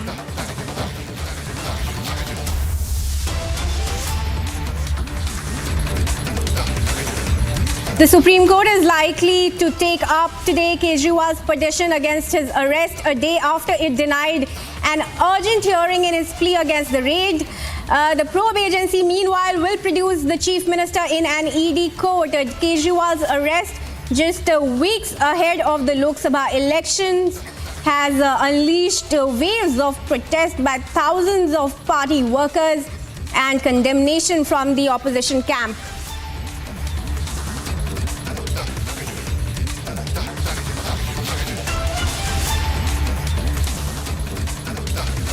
Now we have Harsha joining us live on this story. Harsha, the Enforcement Directorate will be producing Kejriwal at Rouse Avenue Court today. What time is he expected to be produced in the court? So, Kriti, we are getting to know that the timing is around 11 o'clock when the Enforcement Directorate, the agency, is going to produce Arvind Kejriwal, Delhi CM, who is now arrested and is in the custody of Enforcement Directorate, will be producing Arvind Kejriwal at around 11 o'clock. But before the production of Arvind Kejriwal in the court, it's very important to the medical of Arvind Kejriwal will be done. Let me show you the visuals, because right now, Kirti, everywhere we are looking that multiple level of barricades have been put up in this entire central Delhi route, be it outside Rouse Avenue Court, outside BJP office, outside Aam Aadmi Party office. These are the visuals of the early morning of outside Rouse Avenue, because we are getting our information through top sources that around 11 a.m. is the time when Arvind Kejriwal will be brought by Enforcement Directorate to the Rouse Avenue Court. But now it could also be the plan of the Enforcement Directorate of agency not to take Arvind Kejriwal to the main route, through the main entrance of the Rouse Avenue Court, and they could also take the back entrance. But what we know is that 11 o'clock in the magistrate room is the timing when Arvind Kejriwal will be produced, because Enforcement Directorate have sufficient evidence against Arvind Kejriwal to tell you that Delhi CM Arvind Kejriwal have still now skipped 9 summons of Enforcement Directorate. Also, Arvind Kejriwal called these entire summons illegal and called it the vendetta politics and on the behest of the BJP. And continuously today also and yesterday late night till Atishi, Saurabh Bhardwaj and all the Sandeep Pathak, all the leaders of the Aam Aadmi Party have been quoting and calling this witch hunt, and they have been continuously stating that Delhi CM will be Arvind Kejriwal only, and he's going to run the government from inside the jail only. But we have the clear cut, the top sources also in the Home Affairs have clearly stated that no government can be run by any individual from inside the jail. So we have to look to get today what exactly is going to happen in central Delhi, because Delhi police also have issued circular to commuters and requested not to take to the roads of the central Delhi, because there's a huge anticipation that protesters in huge numbers, Aam Aadmi Party Karyakarta, will be gathered at several places in central Delhi and they will be protesting. We'll stay on the visuals only because we want to show you that right now Delhi police is here, but after some time para forces will also be deployed in this entire route, because this is the ITO section, Kirti, BJP headquarters, Aam Aadmi headquarters, and also Rouse Avenue Court, all these 3 points are nearby only, and therefore it is huge anticipation. What Delhi police is anticipating is that protesters and Karyakartas of Aam Aadmi Party in huge numbers will be gathered here. So these are the morning visuals which we are getting from the Rouse Avenue Court. But situation is that Aam Aadmi Party has called for protest outside BJP office at around 10 a.m. and that is the reason several routes of national capital have also been diverted. If one needs to come from Noida towards central Delhi, the entire ITO road is diverted for the commuters to take to the other road and not take the ITO route to come towards New Delhi and the central Delhi area. So these are the morning visuals which look like section 144 has been imposed in the entire national capital, and therefore the gathering and the crowd mobilizing is not allowed in national capital. What we are looking at it as is that enforcement directorate, the agency, has sufficient evidence against Delhi CM Arvind Kejriwal, who is directly linked with the money laundering and corruption in the now scrapped Delhi liquor excise policy. Also, the enforcement directorate, while the matter was being heard in Delhi High Court yesterday, when Arvind Kejriwal's plea was rejected by Delhi High Court, enforcement directorate called Arvind Kejriwal the main conspirator in this Delhi liquor excise policy. The first arrest which was done in this Delhi liquor excise policy, which is now scrapped, was on November 10, 2022. The then excise commissioner of Delhi only highlighted that what is the corruption and how much money has been laundered in the Delhi excise policy when he wrote to the Lieutenant Governor, and then this entire matter came to the light, and therefore from then to till now several arrests has been made, Kirti, and also after interrogating Manish Sisodia and others in this entire Delhi excise policy, enforcement directorate now has reached up to Arvind Kejriwal, how Delhi CM was directly linked with Vijay Nair, with Dinesh Arora, and also in formulation of the Delhi liquor excise policy in which huge kickbacks this Aam Aadmi Party got, and also how the wholesales to commercial licenses of the liquor manufacturers were changed from south to north. So this entire is the Delhi liquor excise policy and how corruption was garnered by the Aam Aadmi Party leader only, and that is the reason yesterday, after the Delhi High Court rejected the plea of Arvind Kejriwal, enforcement directorate reached to the house of the Delhi CM, and yes, phone was confiscated, digital or electronic devices are confiscated. There are sufficient evidence with enforcement directorate, after which Arvind Kejriwal was arrested by enforcement directorate. So right now, visuals are on our screen. Huge police deployment. And we have Rakshita joining us from the ED office. Rakshita, good morning. Now we know that a team of doctors arrived at the ED office for the medical examination of the Chief Minister today. Do you have any leads on that? Yes, very good morning, Kriti here.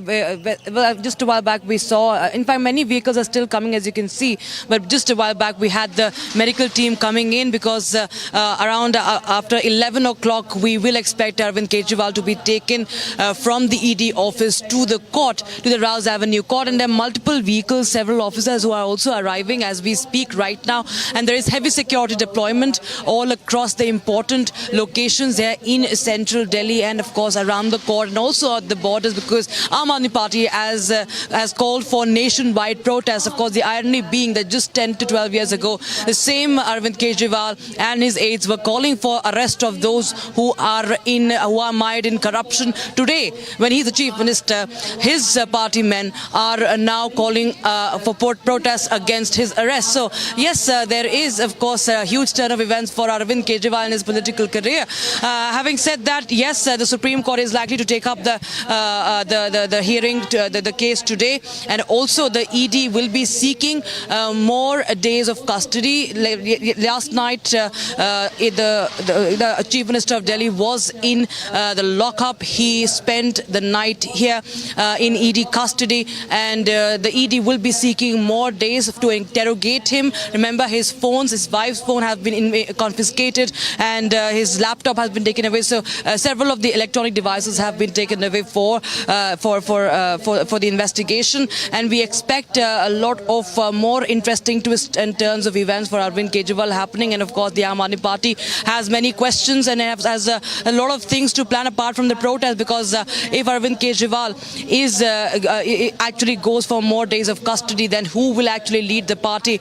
Who will actually look into the daily affairs of Delhi, and of course for Lok Sabha elections, who will be looking after the day-to-day affairs? There's a huge vacuum that will be, of course, being experienced, no matter how much Atishi and the leaders say that he will be running the government from jail, but it's easier said than done, Kriti. So this is going to be a very, very important day for Arvind Kejriwal. Once upon a time, he claimed to be a crusader against corruption.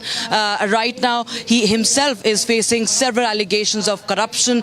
He is, by the ED, he has been allegedly called the one who is the key conspirator. And BJP also has latched onto the opportunity and said that he is the kingpin of the liquor scam. Many of his top leaders are already in jail. Now it's, of course, for the court to decide what happens next. If it grants more days of custody to the Enforcement Directorate, it will be indeed then, in that case, trouble mounting it for Arvind Kejriwal and his party.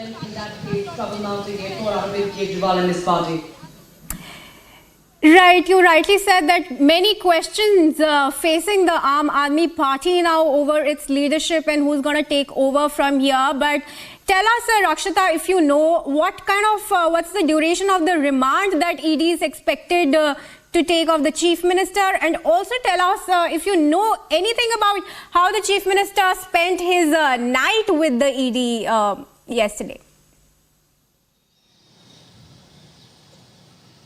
Well, of course, what we understand, there's no any concrete information of what really happened yesterday with him. But of course, we do understand that he was, of course, questioned yesterday after the ED conducted searches in the night yesterday. Around 9 p.m. he was arrested, and there was, remember, a 2-hour delay in his arrest and him.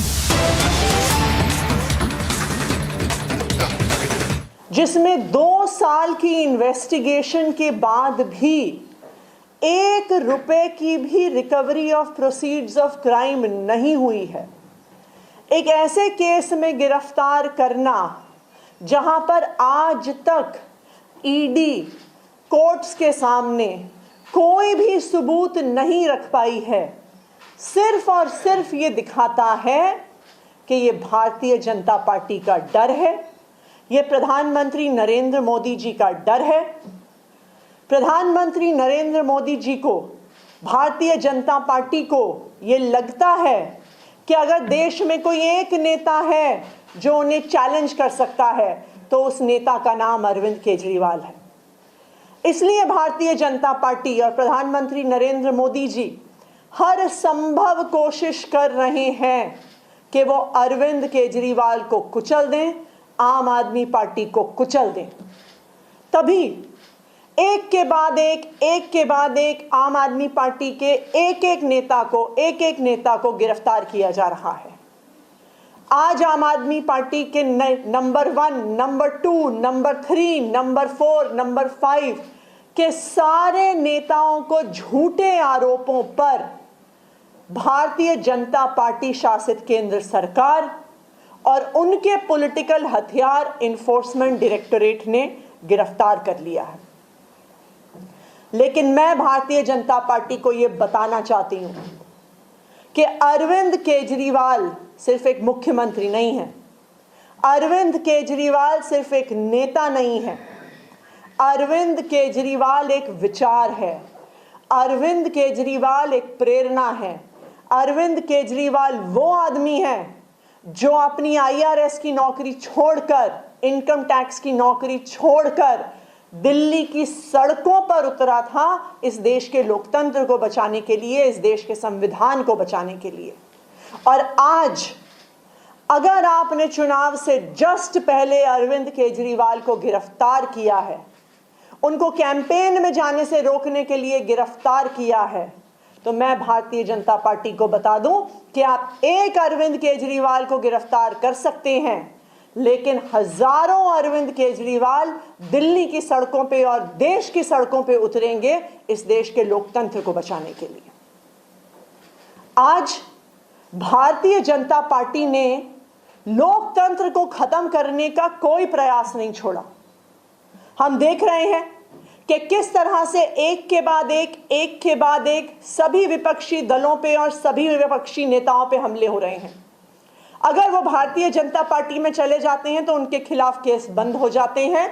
अगर वो Bharatiya Janata party में जाने से मना कर देते हैं तो उन्हें उठा के जेल में फेंक दिया जाता है। दूसरी तरफ हमने देखा है कि किस तरह से कंपनियों को ईडी और सीबीआई के माध्यम से डरा के, धमका के, उन पे केस करके उनसे इलेक्टोरल बॉन्ड्स के माध्यम से हजारों करोड़ की उगाही करी है भारतीय जनता पार्टी ने। एक तरफ हेमंत सोरेन की गिरफ्तारी होती है, दूसरी तरफ कांग्रेस पार्टी का बैंक अकाउंट फ्रीज होता है। ये आने वाले लोकसभा चुनाव को, आने वाले पूरे देश में होने वाले चुनाव को अफेक्ट करने का तरीका है, विपक्ष को खत्म करने का तरीका है। ये चुनाव को चोरी करने का अगर तरीका नहीं है तो क्या है? आप सारे विपक्षी नेताओं को जेल में डाल दोगे, आप सारी पार्टियों के बैंक अकाउंट फ्रीज कर दोगे तो कोई भी चुनाव कैसे लड़ेगा? लेकिन मैं भारतीय जनता पार्टी को ये बता दूं कि जो आप ये विपक्ष के खिलाफ, जो आम आदमी पार्टी के खिलाफ, जो अरविंद केजरीवाल के खिलाफ साजिश कर रहे हैं, इसका जवाब दिल्ली आपको देगी, इसका जवाब पंजाब आपको देगा, इसका जवाब पूरा देश आपको देगा। आज एक और चिंता भी है हमारी। देश में पहली बार एक सिटिंग चीफ मिनिस्टर जिनके पास Z+ सिक्योरिटी है, Z+ सिक्योरिटी कवर है, उनको अरेस्ट किया गया है। अब अरविंद केजरीवाल, दिल्ली के मुख्यमंत्री अरविंद केजरीवाल जी की सिक्योरिटी के लिए कौन जिम्मेदार है? आज वो ईडी के ऑफिस के अंदर है। उस ऑफिस के अंदर कौन जा रहा है, क्या लेके जा रहा है, इसके लिए कौन जिम्मेदार होगा? तो ये एक बहुत बड़ी चिंता आम आदमी पार्टी की भी है, ये एक बहुत बड़ी चिंता देश की भी है कि क्या केंद्र सरकार ईडी की कस्टडी में अरविंद केजरीवाल को पर्याप्त सिक्योरिटी दे रही है कि नहीं दे रही है। ये केंद्र सरकार का अपना असेसमेंट है कि वो Z+ सिक्योरिटी की आवश्यकता रखते हैं और एक Z+ सिक्योरिटी की आवश्यकता रखने वाले एक सिटिंग चीफ मिनिस्टर को कस्टडी में रखते हुए ईडी ने उनका क्या सिक्योरिटी का अरेंजमेंट किया है, इस बात को केंद्र सरकार को देश के सामने रखना होगा। Thank you. मैम, आपको क्या लगता है सिक्योरिटी वाला जो आपने सवाल खड़ा किया है, क्या लग रहा है किसी तरीके की साजिश आपको लग रही है कि हो सकती है, या किस तरीके का कंसर्न आप जता रही हैं? देखिए, अरविंद केजरीवाल जी एक Z+ सिक्योरिटी के प्रोटेक्टी हैं। अरविंद केजरीवाल जी इस देश के इतिहास में पहली बार अरेस्ट हुए सिटिंग चीफ मिनिस्टर हैं। हेमंत सोरेन जी की भी जब गिरफ्तारी हुई थी, उन्होंने गिरफ्तारी से पहले इस्तीफा दे दिया था। तो आज ये बहुत बड़ा सवाल है कि एक सिटिंग चीफ मिनिस्टर को जो सिक्योरिटी मिलनी चाहिए, क्या उनको ईडी की कस्टडी में मिल रही है? कौन उस ईडी के ऑफिस में अंदर जा रहा है? जिस लॉकअप में अरविंद केजरीवाल हैं, उस लॉकअप में कौन जा रहा है? उनकी क्या चेकिंग हो रही है? उनके पास क्या मटेरियल है? इस सब के लिए कौन जिम्मेदार होगा? एक कारण है कि एक सिटिंग चीफ मिनिस्टर को, एक संवैधानिक पद पे बैठे हुए व्यक्ति को Z+ सिक्योरिटी दी जाती है, क्योंकि उनके लिए कहीं से भी बड़े सिक्योरिटी के खतरे हो सकते हैं। लेकिन आज जब एक सिटिंग चीफ मिनिस्टर को ईडी की कस्टडी में ले लिया जाता है तो उनकी सेफ्टी और सिक्योरिटी के लिए कौन जिम्मेदार है, इसका जवाब केंद्र सरकार को देना होगा। आप सुप्रीम कोर्ट में भी इस पूरे मामले में सुनवाई है, वहां से कितनी उम्मीद है आप लोगों को? देखिए, हम सुप्रीम कोर्ट से ये उम्मीद करते हैं कि सुप्रीम कोर्ट जिसने बार बार कहा है कि लोकतंत्र की हत्या नहीं होनी चाहिए, आज वो सुप्रीम कोर्ट ना सिर्फ आम आदमी पार्टी को, ना सिर्फ अरविंद केजरीवाल को, बल्कि इस देश के लोकतंत्र को भी न्याय देगा। इस देश के इतिहास में ये पहली बार हुआ है कि मॉडल कोड ऑफ कंडक्ट लगने के बाद, चुनाव की घोषणा होने के बाद, देश में से 6 में से 1 नेशनल पार्टी के नेशनल कन्वीनर को गिरफ्तार कर लिया गया है। ये लोकतंत्र की लेवल प्लेइंग फील्ड का हनन नहीं है तो क्या है? आपने क्यों गिरफ्तार किया अरविंद केजरीवाल को चुनाव की घोषणा होते ही? क्योंकि आप चाहते हैं, भारतीय जनता पार्टी चाहती है कि वो चुनाव में कैंपेन ना कर सकें, कि वो देश भर में जाके इंडिया गठबंधन के लिए कैंपेन ना कर सकें।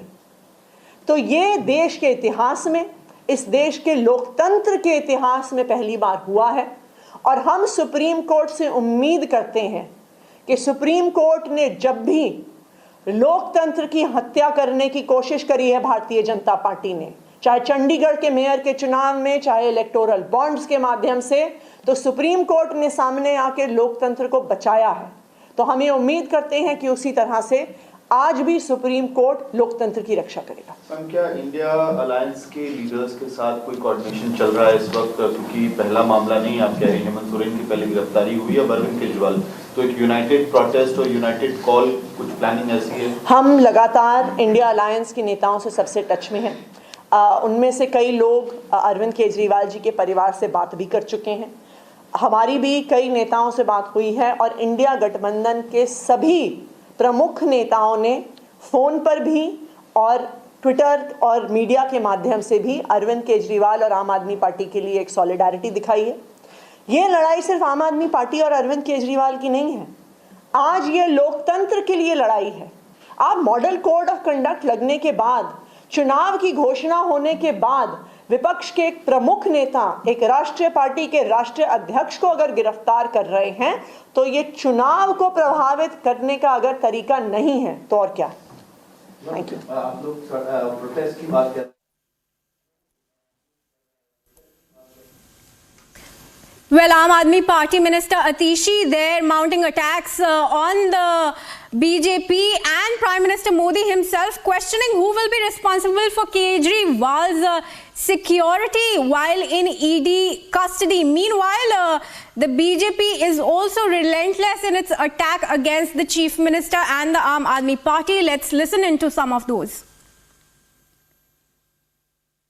गिरफ्तारी सुनिश्चित थी, जिस प्रकार का उन्होंने रवैया अपनाया और कल हाईकोर्ट ने जो गिरफ्तारी पर रोक लगाने से इनकार किया, उसके बाद यह स्पष्ट था इस भ्रष्टाचार के तार अरविंद केजरीवाल के घर तक जाते हैं। 6 साल का दिल्ली की जनता का संघर्ष ये अब न्याय की ओर जा रहा है। मनीष सिसोदिया, सत्येंद्र जैन, अरविंद केजरीवाल, तीनों की राजनीति का अंत तिहाड़ जेल के अंदर ही होना था और दिल्ली की माता बहन बेटियों के साथ जो अत्याचार हुआ, शराब का, नशे का जाल जो फैलाया गया, उसका न्याय होने का समय आ चुका है। ये जो हालात पैदा हुए हैं, इसके जिम्मेदार माननीय मुख्यमंत्री अरविंद केजरीवाल जी स्वयं हैं। उन्होंने 8 समन्स का निरादर करा। कल कचहरी में भी जब उनके वकील से पूछा गया कि आप 9वें समन का आदर करेंगे, तो उनके वकील ने मना कर दिया। यहाँ तक कि कल ईडी ने पूरी की पूरी फाइल जजेस के समक्ष रखी। दिल्ली हाई कोर्ट ने सारे के सारे सबूत देखे, तथ्य देखे और उसके बाद अरविंद केजरीवाल जी को प्रोटेक्शन देने से इनकार कर दिया। जब आप 9 समन्स का निरादर करते हैं तो आप विवश करते हैं कि ईडी आपके घर आए, पूछताछ करे और आपको कस्टोडियल इंटेरोगेशन के लिए ले जाए। इस पूरी की पूरी सिचुएशन के जिम्मेदार केवल और केवल माननीय मुख्यमंत्री अरविंद केजरीवाल जी स्वयं हैं।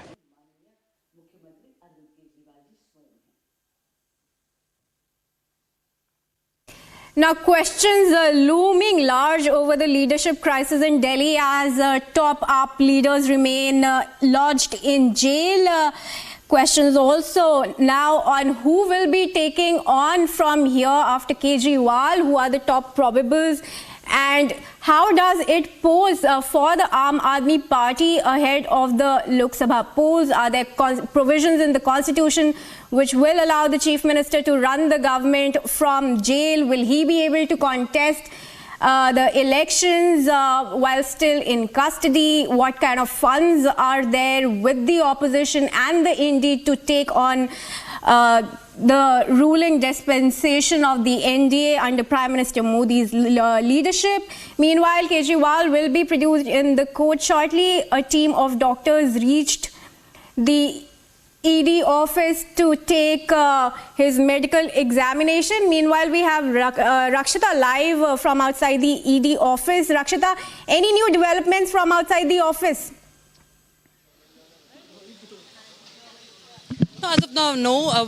Kirti, because as I was telling you just a while back that some of the officials are still arriving, but the medical team is inside, and of course the medical inspection is underway as far as Arvind Kejriwal is concerned, and there is heavy security deployment, as you can see all around, as the police personnel have been deployed outside. In fact, outside this road, this is just the entry of that ED office, but outside the roads, they're all being blocked by the barricading. There's heavy barricading all on both the ends of this road where we have managed to walk past, where vehicles are not being allowed here after early morning. Some of the vehicles could get in here, but right now there is, as you can see, there's heavy security deployment, and of course media personnel have also gathered up because this is a very important day, as we were just talking about a while back. And talking about Arvind Kejriwal and his party, we just heard Atishri saying that BJP is only trying to influence the elections, and we do know that the Aam Aadmi Party had been crying foul for quite some time, ever since Arvind Kejriwal has been summoned. We do understand, right from the first summon to the last summon, there have been, the Aam Aadmi Party have been crying foul play, saying that it's only to stop Arvind Kejriwal from running a government for campaigning. First, he was saying that he has to go for Vipassana, then he had to go for MP elections, and so on and so forth. And now Lok Sabha elections is one bogey that continuously is being raised by the Aam Aadmi Party. We will switch to a very, very short break, viewers, but our unstoppable coverage from the national capital ahead of Arvind Kejriwal being produced in court will continue. Don't go anywhere. Stay tuned to Republic TV.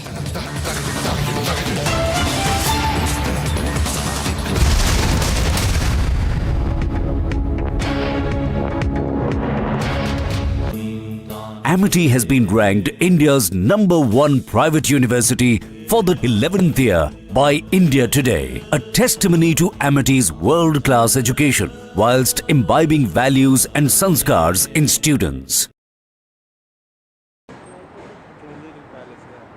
I was asked to go there first.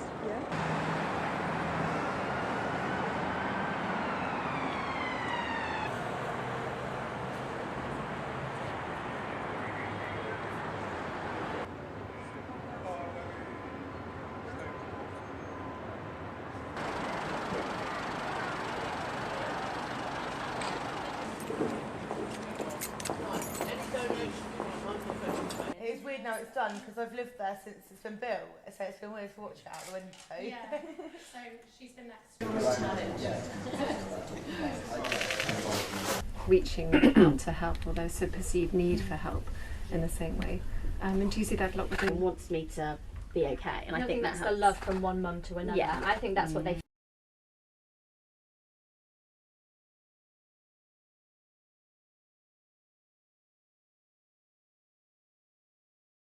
Conspiracy theories are a sort of rumour, but they are a very particular kind of rumour. They are a rumour which doesn't just say there's something going on that we don't know about. It's a rumour that says they are lying to us. And in this case, who is they? Who is it that is lying to us? It's the palace that's assumed to be lying. And once you've made that assumption that someone is lying to you about everything, that someone is lying to cover something up, so why are they lying to cover something up? Well, it must be really bad. Well, then they will be willing to go to any lengths, and once you're believing in that, it's very hard for anyone to reach you again. I enjoy reading the tours. I feel actually pleasantly. Yeah, that's a lot. Well, that's the thing, I guess. There's an information gap there, and the moment there's an information gap, then people will fill it. And like I said, if what it's filled with is something that fits other people's beliefs or gives them a worry or gives them a feeling they're getting an insight, then